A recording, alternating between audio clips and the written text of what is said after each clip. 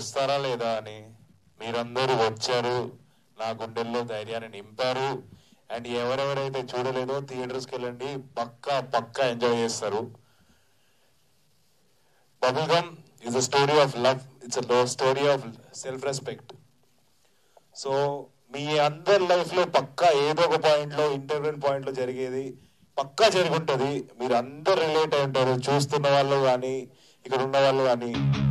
And crazy response వచ్చారు. Thank you so much for that. And last గా నేను ఒకటే చెప్తాం అనుకుంటున్నాం, మాకు కావాల్సింది మేము లాక్కున్నాం, నచ్చినట్టు మార్చుకున్నాం. So thank you so much. ఏదో ఒక పాయింట్ లో కాదు, మనోళ్ళు ఎప్పుడు లవ్ చేస్తూనే ఉంటారు, ఎంజాయ్ చేస్తూనే ఉంటారు. అంతే కదా? నాలో ఎవరైనా ఉన్నారా అమ్మాయిల జోలికి పోకుండా? ఓ, మన వయసు కూడా చాలా మంది ఉన్నారు.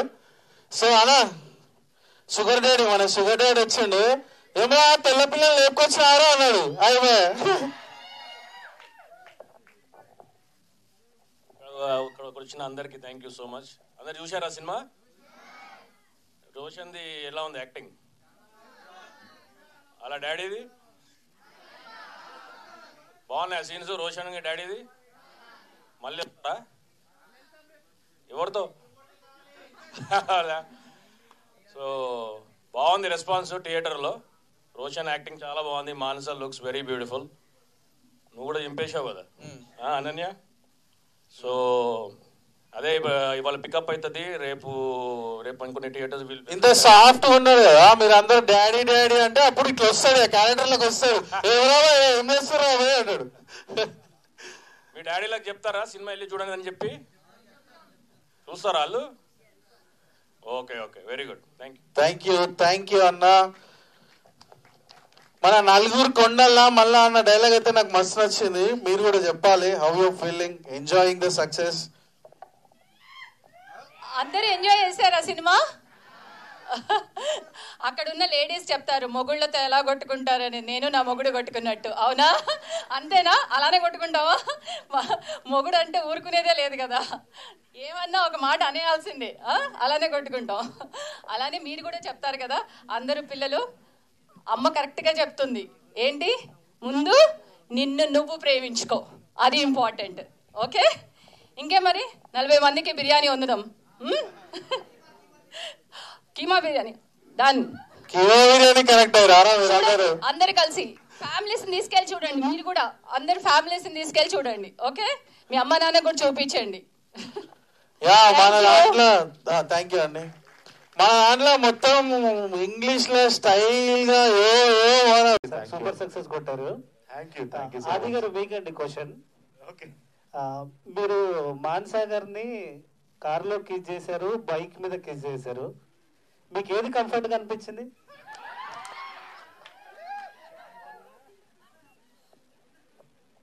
రెండు కంఫర్టబుల్ గానే అండి.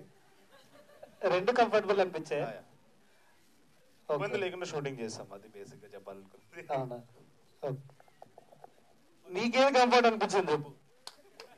అంటే చేసింది హీరో గారే కాబట్టి ఆయన చూసుకో. గర్ల్ఫ్రెండ్ ఉంటే అది రియల్ క్వశ్చన్. నా బ్యాచా? ఓకే. ఇంకెవరు నెక్స్ట్?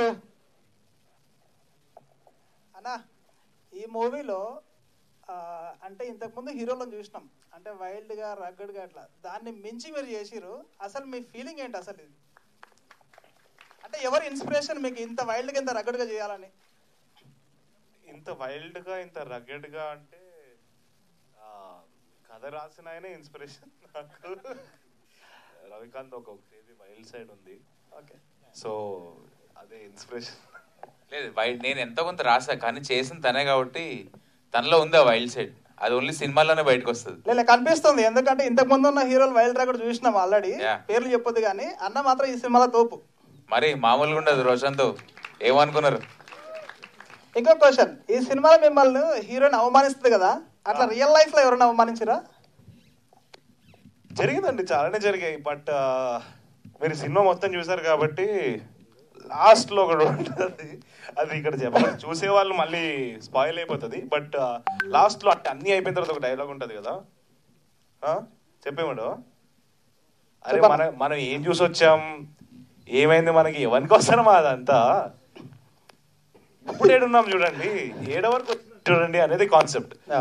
సో అన్ని గుర్తుపెట్టుకొని ఉంటే మనం ముందరికి లైఫ్ లో ఎప్పుడు వెళ్ళలేము అనిపిస్తుంది. ఇంకొక క్వశ్చన్ లాస్ట్, ప్లీజ్. మీకు ఈ సిల్వర్ స్క్రీన్ లో ఫస్ట్ టైం కదా మీరు ఇట్లా, అది మీ ఫీలింగ్ ఏంటి అసలు? నా ఫీలింగ్ ఏంటంటే నాలో ఉండే ఒక 4 ఏళ్ల కుర్రాడు ఈజ్ ఎక్స్ట్రీమ్లీ హ్యాపీ. ఎందుకంటే అప్పటి నుంచి నాకు ఒకటే ఉండింది, యాక్టింగ్ యాక్టింగ్ యాక్టింగ్ యాక్టింగ్ అని. So I'm very very happy. Thank you అన్న, థ్యాంక్ యూ. థ్యాంక్ యూ తమ్ముడు. నీకేం నచ్చింది మొత్తం సినిమాలో? అన్న యాక్షన్ సూపర్, అంత చించి పడేసిండు. Thank you so much. Hi Roshan అన్న. Hi bro. చాలా కంగ్రాచులేషన్స్ అన్న మీకు. Thank you. మూవీ అయితే మ్యాసివ్, అసలు ఒక మాస్ హీరో ఎంత చూపిస్తాడో దానికి డబుల్ చూపించారన్న. అయ్యో థ్యాంక్ యూ. మనస్ఫూర్తి చెప్తున్నా. అండ్ ఒకటన్నా, స్క్రీన్ మీద మనకు కనబడే కిస్సెస్ కొన్ని ఈ రిహార్సల్స్ లో మీరు ఎన్ని చేశారన్న? రిహార్సల్స్ ఏం చేయలేదు. లక్కీగా రవి మాకు క్లియర్ కట్ గా ఏం చేయాలి, ఎలా చేయాలనేది క్లారిటీగా చెప్పాడు కాబట్టి రిహార్సల్స్ ఏం జరగలేదు. డైరెక్ట్ గా అది క్లియర్ గా ఎక్స్ప్లెయిన్ చేశాడు. సో ఆ క్రెడిట్ అంతా రవికి వెళ్తుంది, క్లియర్ గా ఎక్స్ప్లెయిన్ చేశాడు కాబట్టి. సో ఆ సింగిల్ టేక్ లో వెళ్ళిపోయింది. సార్ డైరెక్టర్ సార్ ఒకసారి చెప్పండి సార్. అన్నతో ఇలా కిస్ సీన్లు అనుకుంటే అంటే చేస్తారా లేదని కొన్ని డౌట్స్ ఉంటాయి కదా సార్. So మీకేమనిపించింది sir?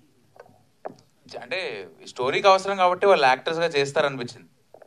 యా అంటే కొన్ని సన్నివేశాల్లో తొందరగా అలవాటు పడలేరు కదా సార్ కిస్ సీన్లు అంటే, మొహాటం లాగా ఉండేది. అవును, డెఫినెట్లీ ఉంటుంది. సెట్ లో అన్న అలా ఉండదు. యా అది ప్రతి యాక్టర్కి ఇబ్బందిగానే ఉంటుంది. అంటే అది ఎక్కడి నుంచి వస్తుందంటే, ఫస్ట్ మనది స్టోరీకి ఎంతగా అవసరం, అది ఎలా పోర్ట్రే చేస్తున్నాం, చాలా రెస్పెక్ట్ అండర్స్టాండింగ్ మించి వస్తుంది. సో మాన్సా రోషన్ ఇద్దరి మధ్యన ఆ మంచి అండర్స్టాండింగ్ ఉంది. So they are very good friends. So ఆ respect understanding as co actors వాళ్ళకు ఉంది కాబట్టి స్క్రీన్ మీద అంత బాగా వచ్చింది. సో నేను చెప్పడం ఎంతవరకైనా కొంతవరకే చెప్పగలుగుతా, బట్ యాక్టర్స్ వాళ్ళు కెమెరా ముందు ఉండాలి కాబట్టి వాళ్ళ జాబ్ ఇంకా కష్టం. సో డెఫినెట్లీ ఇబ్బందిగా ఉంటుంది, బట్ అలాంటి టైంలోనే మన బౌండరీస్ కూడా మనకు తెలియాలి. So that is very important.